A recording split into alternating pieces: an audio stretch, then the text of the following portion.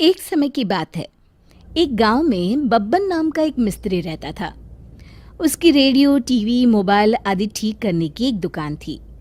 बब्बन बहुत ही लालची किस्म का इंसान था। वो अपने ग्राहकों से ज्यादा पैसे वसूल करता था।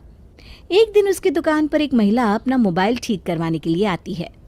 बब्बन उसके फोन को चेक करता है और उस महिला से कहता है, बहन जी, इसकी तो आईसी उड़ गई है, नई डालनी पड़ेगी। पूरे 1,500 रुपये खर्च आएगा। भैया ये तो बहुत ज्यादा है। अरे बहन जी, ये सब मैं नहीं जानता। जो रेट मार्केट में चल रहा है मैं आपसे वही ले रहा हूँ। अगर आपको फोन ठीक करवाना है तो बताइए, वरना मेरे पास और भी बहुत सारे काम है। औरत जानती थी कि पूरे गांव में बब्बन इकलौता मिस्त्री है। अगर उसे फोन कहीं और से ठीक कराना है तो उसके लिए उसे शहर जाना पड़ेगा, जो गांव से बहुत दूर है। अच्छा ठीक है भैया, आप इसे ठीक कर दीजिए, मैं घर जाकर पैसे ले आती हूँ। इस तरह बब्बन लोगों की मजबूरी का फायदा उठाकर हमेशा उनसे दुगनी कीमत वसूल करता था। एक दिन बब्बन की दुकान पर एक आदमी अपना पुराना टीवी ठीक कराने के लिए लेकर आता है। सुनो भाई, ये टीवी ठीक से नहीं चल रहा है, तुम इसे ठीक करके देखो, मैं शाम को आकर ले जाऊंगा। आप चिंता मत करिए, शाम तक मैं आपका टीवी बिल्कुल ठीक कर दूंगा। फिर वो आदमी वहां से चला जाता है। बब्बन का चेला छगन टीवी खोलकर देखता है और बब्बन से कहता है, उस्ताद, इसके अंदर एक तार कटी हुई है, उसे जोड़ देने से टीवी चालू हो जाएगी। अरे तू अभी नया है, तुझे कुछ नहीं पता। एक काम कर, इस टीवी की कोयल काफ़ी अच्छी है, उसे निकाल कर रख ले, हम किसी और टीवी में लगा लेंगे। और जो हमारे पास पुरानी टीवी पड़ी है ना, उनमें से एक कोयल निकाल कर इस टीवी में फिट कर दे। छगन बिल्कुल वैसा ही करता है। फिर शाम को जब वो ग्राहक अपना टीवी लेने बब्बन की दुकान पर आता है तो बब्बन उसे लंबी चौड़ी लिस्ट पकड़ा देता है। अरे मर गया रे, अरे भाई ये क्या है, पूरे 2,000 रुपए का बिल, ये तो बहुत ज्यादा है। अरे भाई, मैं तुमसे क्या कोई मुफ्त के पैसे ले रहा हूँ? जो नया सामान इस टीवी के अंदर फिट किया है उसी के पैसे मांग रहा हूँ। और वैसे भी ये सब तुम्हें टीवी ठीक कराने के पहले सोचना चाहिए था। अब मेरा वक्त बर्बाद मत करो, जल्दी से पैसे निकालो और अपना टीवी लेकर यहाँ से जाओ, मुझे और भी बहुत काम है। मजबूरी में वो आदमी बब्बन को 2,000 रुपये देकर अपना टीवी वहां से लेकर चला जाता है।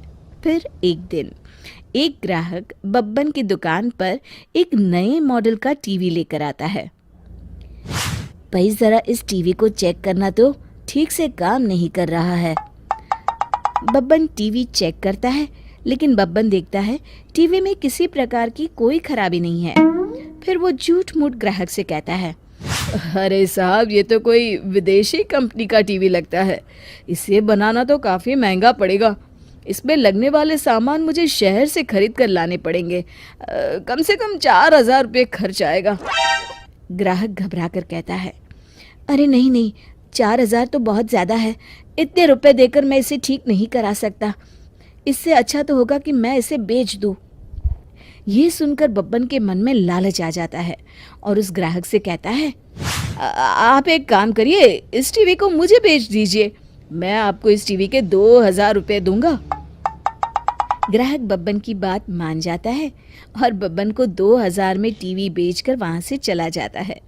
ग्राहक के जाते ही बब्बन खुश होकर अपने चेले छगन से कहता है, आज तो बहुत अच्छा बकरा फंसा है, इतनी महंगी टीवी सिर्फ 2,000 रुपये में बेचकर चला गया। फिर एक दिन बब्बन मिस्त्री अपनी दुकान पर काम कर रहा होता है। तभी एक पुलिस वाला उसके पास आता है। बब्बन ये देखकर हैरान हो जाता है कि पुलिस वाले के साथ वो आदमी भी है जिसने उसे 2,000 रुपये में अपना टीवी बेचा था। पुलिस वाला बब्बन से कहता है, क्या तुम इस आदमी को जानते हो? और वो जो पीछे तुम्हारे पास टीवी रखा है, वो तुमने इस आदमी से खरीदा है? बब्बन घबराकर जवाब देता है, हाँ साहब, लेकिन बात क्या है? ये आदमी एक चोर है, इसने ये टीवी शहर के एक बड़े सेठ के घर से चुराया है। अरे मर गया रे। लेकिन साहब इसने मुझे बेवकूफ बनाकर मुझसे झूठ बोलकर ये टीवी मुझे बेचा है। मेरा यकीन मानिए इसमें मेरी कोई गलती नहीं है। मैं कुछ नहीं जानता। चोरी का माल खरीदना और बेचना दोनों जुर्म है, इसलिए इसके साथ साथ अब मैं तुम्हें भी गिरफ्तार करता हूँ। फिर पुलिस वाला बब्बन को भी उस आदमी के साथ पकड़कर ले जाता है। शिक्षा। दोस्तों, हमें लालच से हमेशा बचकर रहना चाहिए। नौकरानी के नखरे। प्रशांत और संध्या दोनों ही मुंबई में नौकरी करते थे। अच्छा हुआ संध्या तुम पढ़ी लिखी हो, कम से कम मेरे साथ घर चलाने में मेरी मदद तो कर देती हो। हाँ, लेकिन तुम क्या करती हो? तुम कौन सा मेरे घर के कामों में मेरी मदद करती हो? अरे मेरी माँ ने तो कभी मुझसे एक प्लेट भी नहीं उठवाई। आंखों का तारा था मैं उनकी। हाँ हाँ, मेरी माँ ने तो मुझे रास्ते में बिठाकर पाला है ना। अच्छा, ये तो बताया नहीं तुमने कभी। बताया तो था, लेकिन हाँ, माँ ने घर का काम भी करवाया और पढ़ाया भी। अच्छा, तो तुम क्या कहना चाहती हो? मेरी माँ ने मुझे घर के काम नहीं सिखाए? अरे सिखाए भी क्यों, लड़का हूँ मैं। ये सुनकर संध्या हंसने लगती है। रहने दो इस बहस को। तुम्हें फिक्र है ना कि मैं तुम्हारा घर चलाने में मदद करती हूँ। प्लीज, तो फिर तुम भी घर के कामों में हेल्प कर दिया करो। अरे बाप रे, ठीक है, मैं कल ही तुम्हारी इस समस्या का समाधान कर दूंगा। अच्छा, ये ऐप तो देखो, क्लास 6 to 12 के मैथ्स, फिजिक्स, केमिस्ट्री, बायोलॉजी और IIT, जी, नीट लेवल तक के सॉल्यूशन अवेलेबल है। बस करना क्या है, क्वेश्चन की फ़ोटो क्लिक करो, क्वेश्चन को क्रॉप करो और 3 सेकंड में वीडियो सॉल्यूशन आ जाता है। तो अब से कोई भी डाउट हो तो डाउट नट करो। अगले दिन। अरे आओ आओ संध्या, देखो तो कौन आया है। अरे ये कौन है? आपकी कोई रिश्तेदार है क्या? बताया नहीं आपने। नहीं संध्या, ये हमारी हेल्पर है। घर के कामों में ये आंटी तुम्हारी मदद करेंगी। अरे लेकिन मुझे तो टाइम से ऑफिस जाना ज़रूरी होता है, फिर कैसे मैं मैनेज करूँगी? अरे तू काहे को मैनेज करेगी? अपन है ना, सब संभाल लेगा। तू तो मस्ती से ऑफिस जा, पैसे कमा और अपन को दे। ठीक है, आइए मैं आपको काम बता दूँ। संध्या आंटी को लेकर किचन में जाती है और उन्हें घर का सारा काम समझा देती है। अगले दिन। वाह प्रशांत, मज़ा आ गया। आज तो गर्मा गर्म खाना बिल्कुल प्लेट में। और क्या समझ रही थी तुम मुझे? मेरी माँ ने स्मार्ट वर्क सिखाया है, समझी? संध्या बोलती भी क्या। अगले दिन। आंटी, आप बहुत अच्छा खाना बनाती है। मेरी ऑफिस में लोग काफ़ी तारीफ कर रहे थे। अब उनका तो काम ही यही है ना बाबा। अच्छा, ये लो लिस्ट, सामान घर में ख़त्म हो रहा है ना, लेकर आना। हाँ हाँ, लेकर आऊँगा आंटी। दोनों के दिन इसी तरह आराम से कट रहे थे। एक शाम। अच्छा संध्या बेटा, मैं जाती हूँ, खाना बना कर रख दिया है और ये बिजली का बिल है, भर देना वरना बत्ती कट जाएगी। अब लाइए आंटी, मुझे दीजिए, ये मेरा काम है। ये बोलकर प्रशांत बिल ले लेता है। एक दिन प्रशांत की माँ का फ़ोन आता है। अरे प्रशांत, क्या हाल है बेटा? माँ को तो भूल ही गया। अरे कल ही तो बात हुई थी माँ। वैसे माँ, हम लोगों ने ना घर में एक हेल्पर रख ली है, बिल्कुल तुम्हारे जैसा खाना बनाती है वो आंटी। मेरा तो पेट भी बाहर निकल आया है, कल से जिम ज्वाइन करना पड़ेगा। अच्छा, तो तेरी बीवी क्या करती है ऑफिस से आकर? उससे खाना ना बनाया जाता है? अरे माँ, वो भी तो थकती है ना जैसे मैं थकता हूँ। और मुझे तो तूने काम करना सिखाया नहीं, वरना साथ में उसकी भी मदद कर देता। अब अकेले कितना काम करेगी वो?